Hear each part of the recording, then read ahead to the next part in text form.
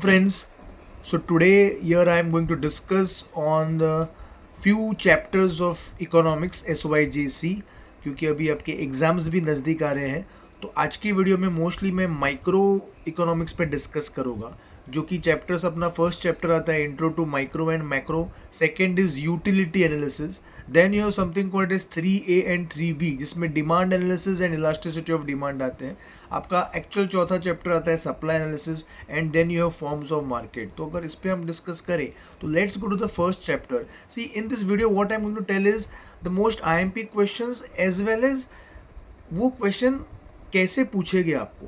So to start with, if you go to the first chapter intro to micro and macro, इसमें I would definitely say distinguish between micro and macro economics एक बहुत important question है। इससे आपका एक काम हो जाएगा कि आपको माइक्रो और मैक्रो के फीचर्स भी बाहर हो जाएंगे, क्योंकि डिस्टिंग्विश बिटवीन में सब कुछ कवर कर दिया गया है। Another thing from this chapter is, अगर आपने इस चैप्टर के फीचर्स ठीक से पढ़ लिए, भले माइक्रो के हो मैक्रो के हो, ये फीचर्स मोस्टली आपको लॉन्ग आंसर्स या लॉन्ग क्वेश्चंस में नहीं आएंगे, लेकिन ये फीचर्स आपको पूछे गए कैसे, कौन से क्वेश्चंस में, that is do you agree और डिसअग्री। तो कुछ features of micro and macro इसमें से जनरली आते हैं, जैसे कि I would name some few. Micro economics is a slicing method और macro economics is a lumping method. Agree disagree, तो आप अग्री बोलोगे और उसका रीजनिंग आपको देना है। Micro economics is a partial equilibrium, macro is general equilibrium. ये वाला क्वेश्चन आ सकता है। तो बेसिकली फीचर्स में अग्री डिसअग्री में बहुत सारा आएगा ये चैप्टर में से, डिस्टिंग्विश बिटवीन आ सकता है। तो इस पे फोकस करना इन दिस फर्स्ट चैप्टर। कुछ लोग पूछते हैं what about scope of micro and macro, generally नहीं पूछते, बट अगर आपको करना है तो स्कोप ऑफ माइक्रो करके जा सकते हो, वो थोड़ा इजी है। ये आपका फर्स्ट चैप्टर का है। Second chapter is lengthy but believe me it is interesting. And second chapter में आपका लॉ आता है, law of DMU। But before moving to law of DMU, मैं आपको कहूँगा इसमें से क्या क्या आता है। इसमें आपको दिखेंगे features of utility. Utility is a relative concept, utility is subjective concept, utility is ethically neutral, utility is different from usefulness, it is different from satisfaction, it is different from pleasure। इतने सारे हैं ये features. आपको generally या तो 4 mark के question में आ सकता है, या तो आपको ये आएंगे आइडेंटिफाई द कंसेप्ट में, या मोस्टली आएंगे आपको अग्री डिसएग्री में। Like I would say utility is a relative concept, utility is a subjective concept, yes I agree, और आप उसके रीजन लिखोगे। ये फीचर्स डेफिनेटली लर्न करना, अग्री डिसअग्री में आने के चांसेस है, right. Then you have something called as types of utility, जिसको आप बोलते हो, उसमें अलग अलग यूटिलिटीज है। 4 मार्क के लिए आ सकते हैं या आइडेंटिफाई द कंसेप्ट में आ सकते हैं। जैसे एक कारपेंटर ने वुड से फर्नीचर बनाया, कौन सा है, form utility. So form utility, position utility, knowledge utility, time utility, place utility, ये आइडेंटिफाई द कंसेप्ट या 4 मार्क के शॉर्ट नोट में आ सकते हैं। तो उस एंगल से इन क्वेश्चंस को पढ़ना। Then you have something called as MU and TU का कंसेप्ट, जो जनरली नहीं पूछते, लेकिन law of DMU of course important है, इसको ऑप्शन में मत छोड़ना। अगर आपको स्टेटमेंट नहीं आता है, अल्फ्रेड मार्शल का लॉ ऑफ DMU का statement understand is a bit complex, but it's fine. आपको नहीं आता है, आप सिंपल टर्म्स में लिख सकते हो। अगर आता है तो डेफिनेटली लिखना, नहीं तो सिंपल मीनिंग लिख सकते हो। लॉ जब भी पूछते 8 मार्क के क्वेश्चन में, उसमें अजम्पशन जरूर लिखने हैं, एक्सप्लेन करने, नहीं तो मार्क्स कट हो गए। इसमें स्टार्टिंग में आपका डेफिनेशन लिखना है MU का, राइट, क्योंकि अब लॉ ऑफ DMU बता रहे हो। स्टेटमेंट दो, टेबल बनाओ, वो जो MU नीचे आता है उसका डायग्राम बनाओ, एंड अजम्पशन जरूरी है। तो लॉ ऑफ DMU उसमें पक्का करके जाना, बहुत इंपॉर्टेंट क्वेश्चन है।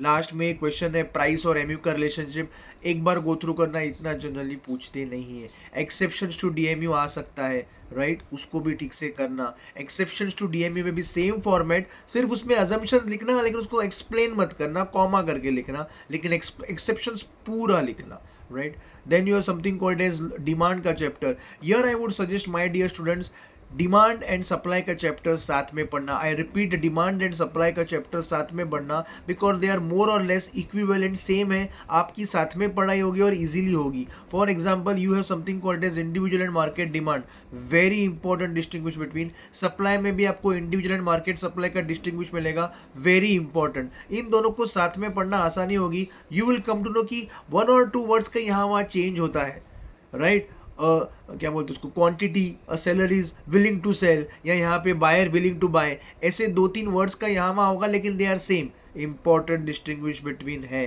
Right. Demand, law of demand and law of supply भी साथ में पढ़ना, क्योंकि दोनों एग्जैक्टली अपोजिट है। एक का डिमांड का you can say slope is downward, दूसरे का अपवर्ड है, तो इजी होगा दोनों लॉ पढ़ने में। Law of demand, law of supply and law of DMU, किसी को ऑप्शन मत छोड़ना, इसमें से आपको एक अच्छा ऑप्शन मिल सकता है 8 मार्क के लिए। डिमांड की चैप्टर की बात चल रही है तो उसमें टाइप्स ऑफ डिमांड है, direct demand, indirect demand, 4 mark short note, या तो आइडेंटिफाई द कंसेप्ट में आ सकता है तो ठीक से पढ़ना। इसमें ज़्यादा करके स्टूडेंट्स कंफ्यूज होते हैं कंपोजिट डिमांड या कॉम्पिटिटिव डिमांड में, उसको ध्यान से पढ़ना। ओके, ये हो गया डिमांड का। Then you have something called as determinants of demand, इसको भी डिटरमिनेंट्स ऑफ सप्लाई के साथ पढ़ सकते हो। डिटरमिनेंट्स ऑफ सप्लाई और determinants of demand they can also ask you as factors affecting demand या factors affecting supply, they mean the one and the same, कुछ अलग नहीं है। इनको ठीक से करना, बिकॉज यही डिटरमिनेंट्स ऑफ डिमांड और डिटरमिनेंट्स ऑफ सप्लाई आपको काम आएंगे जब आप अजम्पशंस लिखते हो। आपको बस वही लिखना है कि देयर इज नो चेंज। ये जो डिटरमिनेंट्स ऑफ डिमांड है या डिटरमिनेंट्स ऑफ सप्लाई है, advertisement, there is no change in advertisement, right, तो तभी आपको ये काम आएगी। लॉ ऑफ डिमांड पक्का करना, टाइप्स ऑफ डिमांड मैंने बताया क्या होता है।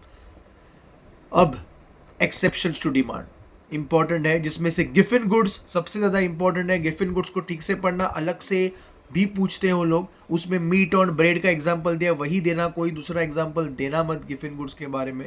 डिमांड में और एक आपको मिलेगा, expansion and contraction of demand, distinguish के लिए बहुत इंपॉर्टेंट है, I repeat very important. Expansion, contraction, variation, changes, increase in demand, decrease in demand, ये जो कंसेप्ट है इसको ठीक से पढ़ना, आई रिपीट इंपॉर्टेंट डिस्टिंग्विश है डिमांड चैप्टर में, राइट। तो इस तरह डिमांड के चैप्टर में फोकस करना। मैंने कौन सा बोला है, individual demand, market demand and expansion, contraction, variation, ये चेंज की डिमांड के डिस्टिंग्विश आएगी, बहुत इंपॉर्टेंट है, राइट। सप्लाई में भी एक्सेप्शंस है, उसमें से एक एक्सेप्शन अलग से जरूर पढ़ना। आई थिंक आपको पता है मैं किसकी बात कर रहा हूँ, yes, labour supply, backward bending labour supply, generally अलग से पूछते, डायग्राम ठीक से पढ़ना, आने के चांसेस ज़्यादा है, और ओवरऑल एक्सेप्शंस तो आते ही है। सप्लाई के चैप्टर में बहुत लोग डायरेक्टली लॉ ऑफ सप्लाई में जाता है। स्टॉक एंड सप्लाई का एक डिस्टिंग्विश वेरी इंपॉर्टेंट है, उसको ठीक से पढ़ना। Stock and supply, stock and supply, बहुत स्टूडेंट्स सप्लाई के चैप्टर में इस पार्ट को, इनिशियल पार्ट को निग्लेक्ट करते हैं। 2 मार्क क्यों छोड़ रहे हो भाई। सप्लाई के लास्ट एक पार्ट है जिसको बोलते हैं total cost, right, total cost वाला एक कंसेप्ट है, उसको भी ठीक से पढ़ना। You have variable cost, total cost, right, marginal cost, तो वो चीज़ें भी ठीक से पढ़ना। 2 मार्क के लिए आती है, उसको क्यों छोड़ रहे हो, बहुत ईजी है। तो ये सप्लाई का चैप्टर हो गया, डिमांड का भी हो गया, right. Now you have something called as elasticity, सबसे डेंजर लगता है। टाइप्स ऑफ प्राइस इलास्टिसिटी ठीक से करना, बड़े क्वेश्चन में आ सकता है। वो जो 5 है, perfectly elastic, perfectly inelastic, relatively elastic, unitary elastic, with diagram, with the demand curve, flat है, स्टीपर है, ठीक से पढ़ना, बहुत इंपॉर्टेंट क्वेश्चन है। Types of price elasticity, students make a mistake in this chapter. Types of elasticity पूछते तो types of price elasticity लिख के आते हैं, नहीं, टाइप्स ऑफ इलास्टिसिटी ठीक से पढ़ना, चैप्टर के स्टार्ट में ये वो अलग है। टाइप्स ऑफ इलास्टिसिटी में क्या आता है, price elasticity, income elasticity, cross elasticity, और उनके अंडर 3 सब टाइप्स है पढ़ना टेक्स्ट बुक में, वो अलग चीज़ है। And types of price elasticity में ये आपके डायग्राम वाले आते हैं, तो इसमें गड़बड़ मत करना। इसमें मेजरमेंट ऑफ इलास्टिसिटी आता है, sorry, measurement of price elasticity, उसमें सब नहीं पढ़ना है तो ठीक है, लेकिन एटलीस्ट टोटल एक्सपेंडिचर मेथड वाला जो मेथड है या टोटल आउटले मेथड, वो ठीक से पढ़ना, जिसमें एक टेबल दिया है। ज्योमेट्रिक मेथड कभी कभी पूछते हैं, but you can just go through the diagram, but total expenditure या टोटल आउटले मेथड पढ़ना। Importance of elasticity and factors affecting elasticity important है। इनकम इलास्टिसिटी हो या प्राइस इलास्टिसिटी, तो इसमें factors affecting the elasticity and importance, खास करके I would focus on importance of elasticity. Short note, बड़े क्वेश्चन में नहीं आता, तो इधर इसमें ये फोकस कर लेना आप। और बच्चा फॉर्म्स ऑफ मार्केट, बहुत इंपॉर्टेंट चैप्टर और बहुत इंटरेस्टिंग है। इसमें आपको सारे फीचर्स याद करने पड़ेंगे, क्योंकि डिस्टिंग्विश में कुछ भी पूछ सकते हैं, monopoly and monopolistic, monopolistic and perfect competition, या ओलिगोपोली, कोई भी पूछ सकते हैं। सबके फीचर्स है डिस्टिंग्विश करना। इस चैप्टर में खास करके मैं बताऊंगा स्टूडेंट्स मिस्टेक कहाँ पे करते हैं, मोनोपोली एंड मोनोपोलिस्टिक दोनों अलग है। मोनोपोली, मोनोपोली मतलब सिंगल सेलर, एंड मोनोपोलिस्टिक मतलब जिस मार्केट में हम तुम जीते हैं, द प्रैक्टिकल मार्केट, राइट, जहाँ पे अलग अलग प्रोडक्ट्स है, जहाँ पे सेलिंग कॉस्ट होता है, एडवर्टाइजमेंट होता है। मोनोपोलिस्टिक का क्वेश्चन पूछे तो वही लिखना, मोनोपोली का पूछे तो सिंगल सेलर वाला। बहुत पेपर्स मैंने देखे वहाँ पे इंटरचेंज करते, वो मिस्टेक मत करना। कंसेप्ट ऑफ ग्रुप करके पूछते हैं, वो मोनोपोलिस्टिक में आता है। Monopolistic my dear friends is as good as the perfect competition. सिर्फ परफेक्ट कंपटीशन थियोरेटिकल है, मोनोपोलिस्टिक प्रैक्टिकल है, इतना याद रखना। ये वाला चैप्टर में ये डिस्टिंग्विश और फीचर्स ये मार्केट के पक्का करना। So from the first chapter two the forms of market मैंने आपको एक आइडिया दिया किस किस टाइप के क्वेश्चन आ सकते हैं और कैसे एंगल से वो पूछ सकते हैं। I am sure this video was helpful. हम लोग मैक्रो का भी बहुत जल्द करेंगे। So all the best, study hard, economics is an easy subject my guys, all the best.